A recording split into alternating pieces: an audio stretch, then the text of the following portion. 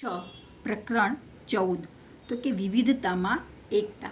તો આપણે આ વિવિધતામાં એકતા વિશે પાઠમાં તમે જોયું કે ભારતના અલગ અલગ ધર્મના અલગ અલગ ભાષા, અલગ અલગ ખોરાક, અલગ અલગ પ્રદેશ, અલગ અલગ ભાષા, અલગ અલગ સંસ્કૃતિ, અલગ અલગ ધર્મ, આ બધાય લોકો અલગ પ્રકારના છે। તો પણ છતાંય ભારત દેશના બધા લોકો સાથે મળીને હળીમળીને આપણા દેશ માટે રક્ષણ કરે છે એમ, એટલે કે આપણા દેશ માટે જીવે છે એમ। તો કે એટલે એમ કહેવામાં આવે છે એમ કે આપણો આ ભારત જ એક દેશ એવો છે કે આટલા અલગ અલગ જાતિના લોકો રહે છે તો પણ બધા સાથે હળીમળીને રહે છે। એટલે એના ઉપરથી જ કહેવામાં આવ્યું છે કે વિવિધતામાં એકતા, એટલે એમ કે વિવિધ પ્રકારના લોકો આપણા દેશમાં રહે છે તો પણ સાથે મળીને રહે છે। તો એમાં આપણે કાલે જોયું હતું ભારતમાં તો કે કયા કયા અલગ અલગ ધર્મના લોકો, પછી ભાષા બોલતા લોકો, સાંસ્કૃતિક, પછી અલગ અલગ લોકોના અલગ અલગ નૃત્યો, અલગ અલગ રાજ્યના નૃત્યો પણ અલગ અલગ હોય છે। પછી એ લોકોના ખોરાક, પોશાક, રહેઠાણ, રીત રિવાજો, આ પણ બધું અલગ અલગ હોય છે। પછી ત્યાર પછી આપણે પ્રવૃત્તિ પણ કરી હતી એમ કે કયા ધર્મના લોકો કયા તહેવારો ઉજવે છે, પછી કયા રાજ્યનું કયું નૃત્ય છે, આ બધા વિશે આપણે માહિતી મેળવી। હવે આપણે આગળ જોઈશું કે ભારતમાં એકતા, વિવિધતામાં એકતા। ભારતીય સંસ્કૃતિ વિશ્વની પ્રાચીનતમ સંસ્કૃતિઓમાંની એક છે।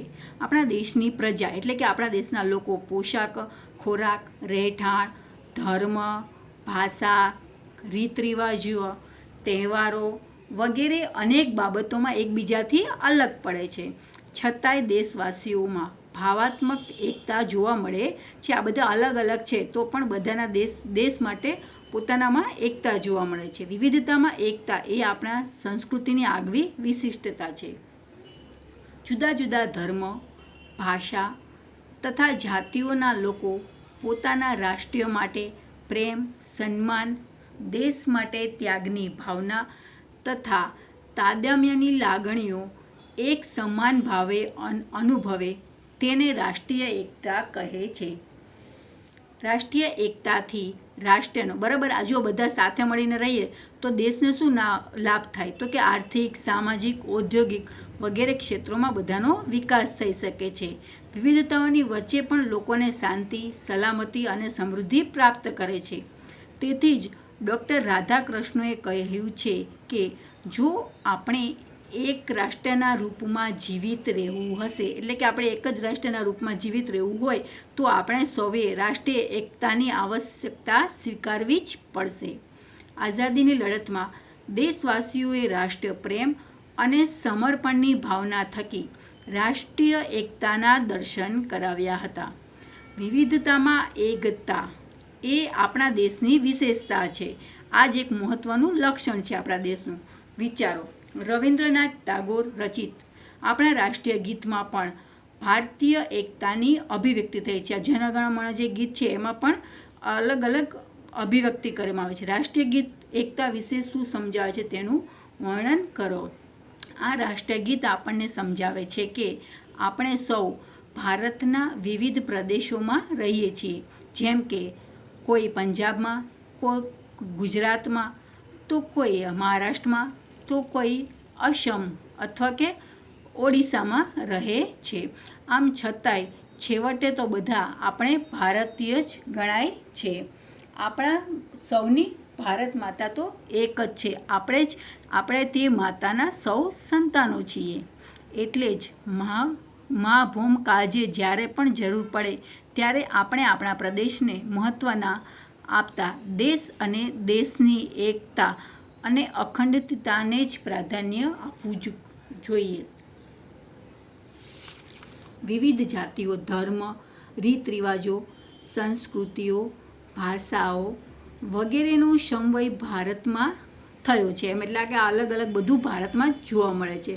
ભારત વૈવિધ્ય ધરાવતો દેશ હોવાથી ભાતીગળ સંસ્કૃતિનું સર્જન કરી શક્યો છે।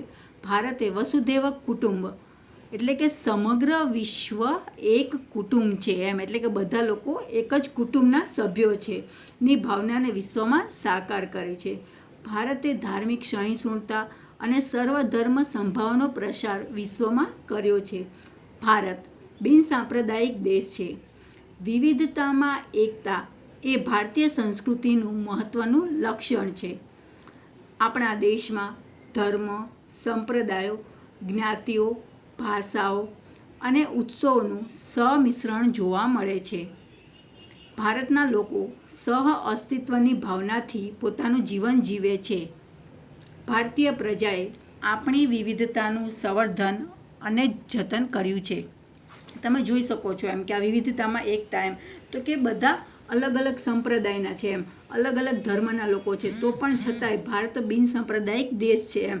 તો કે વિવિધતામાં એકતા એ જ ભારતીય સંસ્કૃતિનું એમ તમને પરીક્ષામાં પૂછવામાં આવે કે ભારતીય સંસ્કૃતિનું મહત્વપૂર્ણ લક્ષણ કયું છે, તો કે વિવિધતામાં એકતા જ એ ભારતીય સંસ્કૃતિનું મહત્વનું લક્ષણ છે એમ. એટલે કે વસુધૈવ કુટુંબ તમે જોયું તો એમ તો કે સમગ્ર વિશ્વ એક જ કુટુંબ છે એમ, આખું વિશ્વ છે એક જ કુટુંબમાં છે પૃથ્વી ઉપર, બરાબર. તમે જોયું કે ભારતના લોકો સહ અસ્તિત્વની ભાવનાથી પોતાનું જીવન જીવે છે. ભારતીય પ્રજાએ આપણી વિવિધતાનું સંવર્ધન અને જતન કર્યું છે. જે ભારતના લોકોએ છે એ ભારતનું સંવર્ધન અને જતન કર્યું છે એમ, એટલે કે એને સરસ રીતે રાખ્યું છે, જે જ અદ્વિતીય છે. આપણે અહીંયા સુધી આ પાઠની માહિતી મેળવશું.